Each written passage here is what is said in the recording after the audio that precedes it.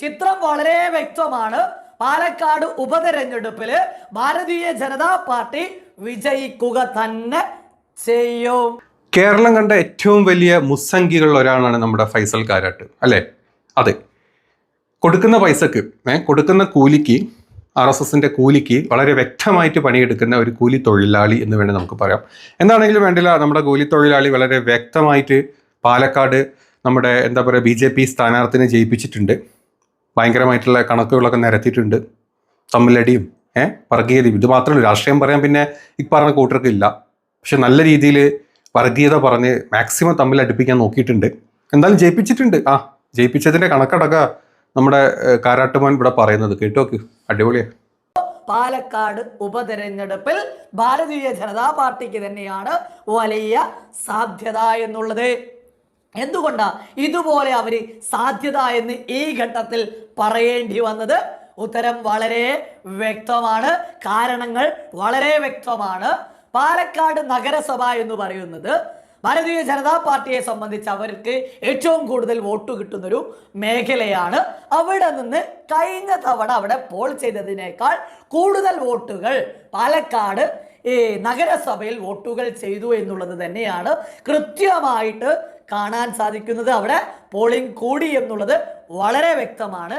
അതേപോലെ തന്നെ കഴിഞ്ഞ തിരഞ്ഞെടുപ്പില് അവിടെ പോളിംഗ് കൂടി എന്നുള്ളത് വളരെ വ്യക്തമാണ്. പക്ഷെ ആ വോട്ടെല്ലാം കൂടെ കിട്ടിയത് നമ്മുടെ രാഹുലിനായിപ്പോയി. അതാണ് സംഭവിച്ചത് അവിടെ. ബാക്കി പറ. അതായത് വ്യക്തമായിട്ട് ഭാരതീയ ജനതാ പാർട്ടിക്ക് മുൻതൂക്കമുള്ള, ഭാരതീയ ജനതാ പാർട്ടിക്ക് കൃത്യമായിട്ട് വോട്ടുകൾ ലഭിക്കുന്ന പാലക്കാട് നഗരസഭയിൽ കൃത്യമായിട്ട് പോളിംഗ് ശതമാനം കൂടി എന്നുള്ളത് തന്നെയാണ് നമ്മുടെ കേരളത്തിലെ പ്രമുഖ മാധ്യമങ്ങളിലെ മാധ്യമ പ്രവർത്തകർ ഉൾപ്പെടെ മുന്നോട്ട് വെക്കുന്നത്. ഭാരതീയ ജനതാ പാർട്ടിക്ക് വലിയ സാധ്യതകൾ കാണുന്നു എന്നുള്ളത്. ഇതിൽ പ്രധാനപ്പെട്ട മറ്റൊരു വലിയൊരു യാഥാർത്ഥ്യമുണ്ട്. ഈ പാലക്കാട് നഗരസഭയിൽ കഴിഞ്ഞ തവണ പോൾ ചെയ്യാത്ത ഓരോ ഏകദേശം ഏറെക്കുറെ പല ബൂത്തുകളിലും 200-ലധികം വോട്ടുകൾ കൃത്യമായിട്ട് ഇത്തവണ കഴിഞ്ഞ തവണ പോൾ ചെയ്യാത്ത ഭാരതീയ ജനതാ പാർട്ടിക്ക് അനുകൂലമായിട്ടുള്ള 200-ലധികം വോട്ടുകൾ പല ബൂത്തുകളിലുമായിട്ട് ഇത്തവണ പോൾ ചെയ്യപ്പെട്ടു എന്നുള്ളതും കൃത്യമായിട്ട് കാണാൻ സാധിക്കും. കൃത്യമായിട്ട് അവിടെ RSS പ്രവർത്തിച്ചു എന്ന് തന്നെയാണ് നമുക്ക് മനസ്സിലാക്കാൻ സാധിക്കുന്നത്. എണ്ണയിട്ട യന്ത്രം പോലെ RSS സംവിധാനം അവിടെ കാര്യങ്ങൾ മുന്നോട്ട് കൊണ്ടുപോയിട്ടുണ്ട്. അതിനിടയ്ക്ക് സന്ദീപ് വാര്യർ എന്ന് പറഞ്ഞിട്ടുള്ള ഒരു സംവിധാനം, അല്ലെങ്കിൽ സന്ദീപ് വാര്യർ എന്ന് പറയുന്നത് യാതൊരു തരത്തിലും ഭാരതീയ ജനതാ പാർട്ടിക്ക് എതിരായിട്ട് സംഭവിച്ചിട്ടില്ല. വലിയ രീതിയിൽ തന്നെ ഗുണമായിട്ടാണ് ഉണ്ടായിട്ടുള്ളത്. ഭാരതീയ ജനതാ പാർട്ടിയോട് അനുഭാവമുള്ള ആളുകൾ, RSSനോട് അനുഭാവമുള്ള ആളുകൾ, ഇവരൊക്കെ തന്നെ സകല വലിയ രീതിയിൽ തന്നെ ഐക്യത്തിലെത്തിപ്പെട്ടു.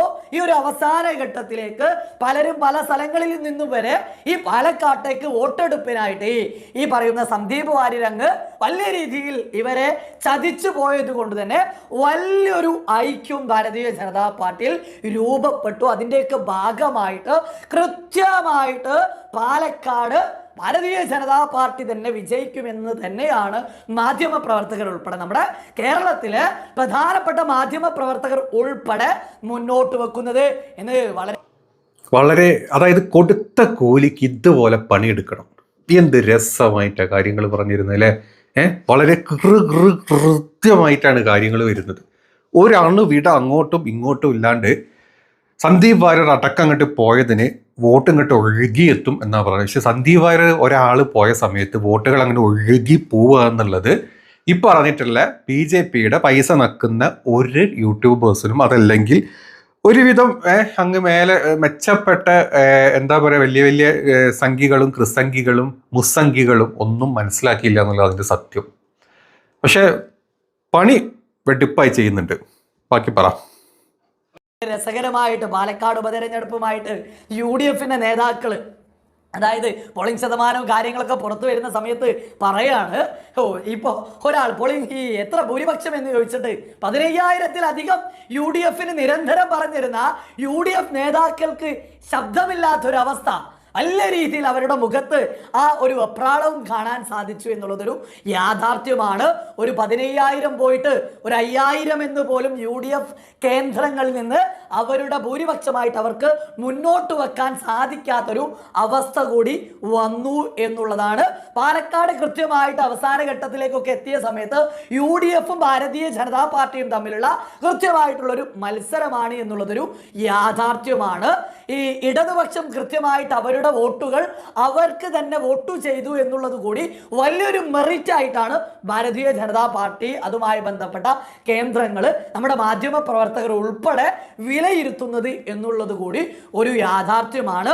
മുനമ്പം വിഷയം ഉൾപ്പെടെ വലിയ രീതിയിൽ ചർച്ചയായിട്ടുണ്ട്. പബ്ലിക് ഒപ്പീനിയൻ എടുക്കുന്ന ആളുകൾ, മാധ്യമങ്ങൾ കൃത്യമായിട്ട് വോട്ടെടുപ്പ് സമയത്ത് ആർക്കാ വോട്ട് ചെയ്യുന്നത് എന്ന് ചോദിക്കുമ്പോൾ കൃത്യമായിട്ട് മുനമ്പം വിഷയം ഉന്നയിച്ചുകൊണ്ട് ക്രിസ്ത്യൻ സമുദായത്തിൽ നിന്നുള്ള കൃത്യമായിട്ട് ആളുകൾ പറയുന്നു, മുനമ്പം അത് ഞങ്ങൾ മറക്കില്ല, ഞങ്ങൾ ഭാരതീയ ജനതാ പാർട്ടിക്ക് തന്നെയാണ് വോട്ട് ചെയ്തിട്ടുള്ളത് എന്ന് കൃത്യമായിട്ട് പ്രത്യേകിച്ച് ഓർക്കേണ്ടതാണ്.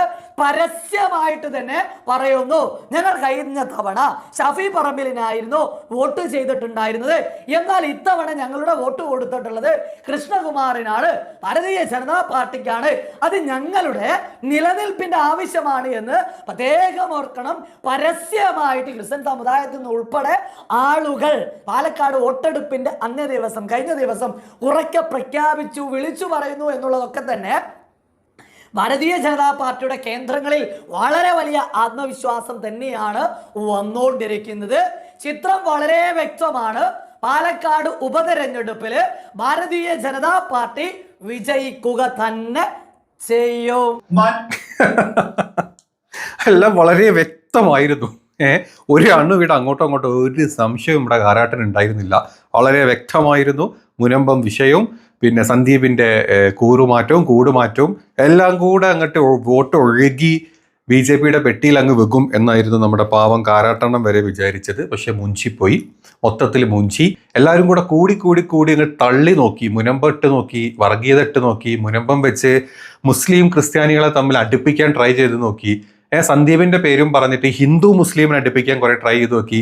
ഇങ്ങനെ വൃത്തികെട്ട രാഷ്ട്രീയം പറയാണ്ട് ഇത്തരത്തിലുള്ള ചെറ്റവർത്താനം മാത്രം പറഞ്ഞിട്ട് എങ്ങനെ ആളുകളെ തമ്മിൽ അടുപ്പിച്ച് കൊല്ലാം, എങ്ങനെ ആളുകളെ തമ്മിൽ അടുപ്പിച്ച് വോട്ട് നേടാം എന്ന് പൈസ കൊടുത്ത് കൂലിക്കാക്കിയിട്ടുള്ള ഇവനും ഇവന്റെ അപ്പൂപ്പനായിട്ടുള്ള നമ്മുടെ സാമുവലും ഈ സാമുവൽ മാത്തപ്പനും ഇവരെല്ലാവരും അവരുടെ മാക്സിമം അവരുടെ പണി വെടിപ്പായിട്ട് ചെയ്തു. പക്ഷെ ജനങ്ങൾ ഈ പറഞ്ഞ മുനമ്പവും അല്ലെങ്കിൽ സന്ദീപിന്റെ കൂറുമാറ്റവും കൂടുമാറ്റവും ഇതൊന്നും തലയിലോട്ട് എടുത്തില്ല. ഈ പറഞ്ഞ പാലക്കാട്ട് ഷാഫി എന്ത് ചെയ്തു ഇത്രയും കാലം, ഇനി ഷാഫിയുടെ പിൻഗാമിയായിട്ട് വരാൻ പോകുന്ന രാഹുൽ എന്ത് ചെയ്യുന്നു, അതും ഈ ഒരു ഐക്യജനാധിപത്യ പാർട്ടി ആയിട്ടുള്ള നമ്മുടെ കോൺഗ്രസിന്റെ UDFന്റെ അണ്ടറിൽ ഇരുന്നിട്ട് ഇവർക്ക് എത്ര നന്നായിട്ട് അവിടെ പെർഫോം ചെയ്യാൻ പറ്റും എന്നുള്ളത് ജനങ്ങൾക്ക് വളരെ വ്യക്തത ഉള്ളത് കൊണ്ട് തന്നെ ഈ പറഞ്ഞവന്മാരുടെ കണ്ണാക്കിലേക്ക് അങ്ങ് അടിച്ചു കൊടുത്തു. റെക്കോർഡ് ഭൂരിപക്ഷത്തിൽ തന്നെ രാഹുലിനെ അവിടെ ജയിപ്പിച്ചും കൊടുത്തു. ഇവനൊക്കെ പറയുന്ന ക്രിസ്ത്യാനികളും മുസ്ലിങ്ങളും ഹിന്ദുക്കളും ഇവിടെ ഒരു മതേതരത്വം വേണം, അല്ലെങ്കിൽ ഇതൊരു സെക്യുലർ കൺട്രി ആയിരിക്കണം എന്ന് മനസ്സിൽ നല്ല ധാരണയുള്ള നല്ല പാലക്കാട്ടെ നല്ല മനുഷ്യന്മാര്, മതത്തിന്റെ പേരിലല്ല നല്ല മനുഷ്യന്മാര് ആർക്ക് വോട്ട് ചെയ്യണമെന്ന് വ്യക്തമായിട്ട് മനസ്സിലാക്കി വോട്ട് ചെയ്തു, അവിടെ ജയിപ്പിക്കുകയും ചെയ്തു. ഇനി ഇവനൊക്കെ ഇങ്ങനെ ഇരുന്നിട്ട് ആൾക്കാരെ തമ്മിൽ അടുപ്പിച്ച് യൂട്യൂബിൽ നിന്ന് കിട്ടുന്ന ഈ നമ്മുടെ ഏത് പാർട്ടിയാണ് അവന്മാർക്ക് ഫണ്ട് കൊടുക്കുന്നത് ആ പൈസയും തിന്ന് നക്കി ഇതുപോലെ മുന്നോട്ട് പോവാം. അത്രേ ഇവിടെ പറയാനുള്ളൂ.